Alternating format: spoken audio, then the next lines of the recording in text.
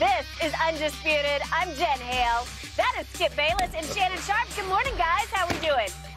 Better than TCU.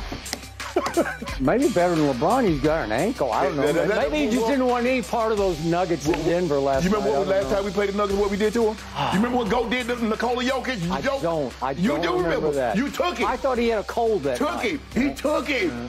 If they give me this. Poor LeBron, he's got a cold, he's got an ankle. It's always something. Yeah. Oh, well. Somebody going to feel it on Thursday. Are they? Yeah, okay. That rest. I see a 50-pointer coming on. All right. To all of that, guys, in just a minute. But first, we got to start with this college football national championship. The most points ever scored. Georgia won their second straight national championship last night. 65-7, gentlemen. That was the final score over TCU. The Bulldogs, 38-7 halftime lead. That was the largest of any national championship since '02. So now with back-to-back titles, Georgia is the first school to repeat since Alabama did it in 2011-2012. Shannon, I know you've got a lot to say about this one. What was your biggest takeaway? This is the talent level, Skip. That's what it was. It wasn't coaching. Yeah, Kirby Smart's an unbelievable coach. Got his start under Coach Saban, won lots of national championships at Alabama, took that philosophy to Georgia, recruit 4 and 5 stars, and they're littered with them. It was just the talent. Skip, no matter what anybody says, and I know everybody wants to represent their country and their side of and their conference, the SEC just plays a different brand of football. There's a reason why year after year after year, that conference produces more NFL players than any other conference. And you saw it on full display last night. The 4 stars are just at every position. I'm not so sure how many guys from TCU could have actually started for the University of Georgia. They're just loaded. And it was just 65. Skip, they could have got 80. If they'd have left Stetson Bennett, if they'd have left the starters in, they could have got 80. The score could have been 80 to, 14, 79. So 79-7. That's what the score could have been. I mean, they put the backups in, and they're running up and down the field. It was just, it was embarrassing. It really was. But there's nothing you can do. That was supposed to be the 2 best teams. Skip, you had a college football playoff, and the 2 best teams would supposedly play for the national championship.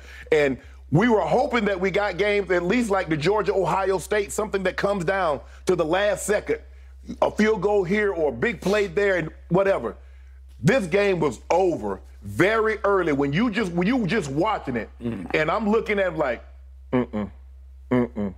The talent level, the disparity in talent was just so vast that even the casual fan could see Georgia is that much better than they are, Skip. It's really, and the thing is, they just retooled. Yeah, it looks like they might be the new Alabama. But eventually, Skip, that catches up with you like it did Alabama. Because these guys keep going early, and you keep losing the Julios and the Calvin Ridley and the Amari Coopers and the Judys and this one, that one. They keep leaving early, Skip. It gets harder and harder for you to replenish. But just like Alabama, when they were on top, Skip, everybody wants to come. Because they see that pipeline and they see you putting that guys in the NFL. And guess what? Those boosters at the University of Georgia, they like winning now. So guess what they're going to do, Skip? They're going to fill that NIL coffers. That thing going to be running over. And them guys say, well, let me go get a piece of that. Because we know they're going to play for SEC titles. We know they're going to play for national titles. Skip, it was just the talent. 65-7 in a national championship game, Skip. That's like the Super, Skip, you remember those Super Bowls back in the 80s and 90s? How they used to be one-sided? They'd be 55-10, they'd be 45-7. That's what it's not supposed to be that in a national championship game. Your quarterback was the recipient of several of those beatings. All of them. John Elway. He lost 35-10 to might have been 35-10 to Washington. He went 42-10 to the Giants, and then 55-10 to 49ers. Montana. Yeah. So games Skip, in a national championship game, this is supposed to be the 2 best teams. 2 best teams, one shouldn't be 65-7 better than the other.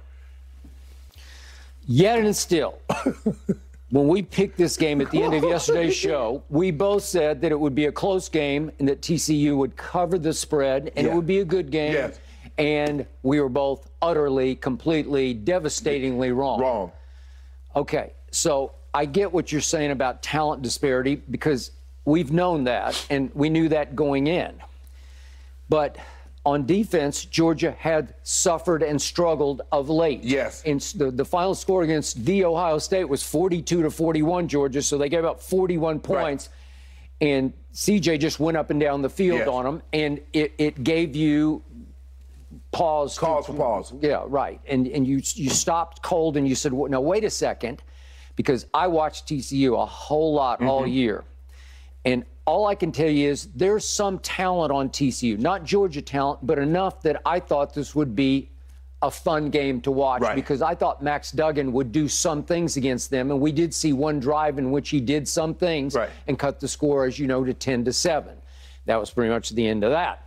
But the point is, from what I know of these two teams, Georgia played lights out last night. Georgia cannot play better than it played. That was their best game of the year. Yes, it was. And Stetson Bennett said right after the game, this was brutal, cold execution. He said stone cold killer mentality. Well, it was. They didn't miss a trick all night on either side of the ball. No. Everything they did was correct all night long. The execution of it just executed TCU. Right. Meanwhile, I know TCU. You obviously watched them against Michigan. They're way better than they played last night. The stage got too big for them right out of the box. Yeah. I couldn't recognize Max Duggan. I didn't know who he was because he was the runner-up for the Heisman Trophy, and he deserved to be the runner-up for the Heisman. And all year long, I saw him battle his butt off and comeback after comeback, albeit in the Big 12. But he also did it against Michigan at a very high level. And yet, last night, I'm just telling you the truth. He played horribly from start to finish. Where, you know how you just have a bad day or night? He just had a bad night. From the start, he was just off. And he got out of rhythm, and he got off kilter right away, and he couldn't get it back. And you could just see it in his face. He was just lost. And the harder he tried, the worse it got. And they couldn't protect him enough, but he had some time to read, and then he would read and go deer in headlights, and he couldn't find it, and they would have a coverage sack. And he went down 5 times, and it just seemed to get worse and worse. Meanwhile, the quarterback on the other side just played an all-time game. It was a Joe Burrow-esque game. Man. Yeah, I've seen anything like that. His game might have been better than Joe Skip for the simple fact he was running for touchdowns. And the balls were pimped. He was throwing like he was Joe Burrow. I mean, the guy dropped it. He dropped it in the bucket. Just right here.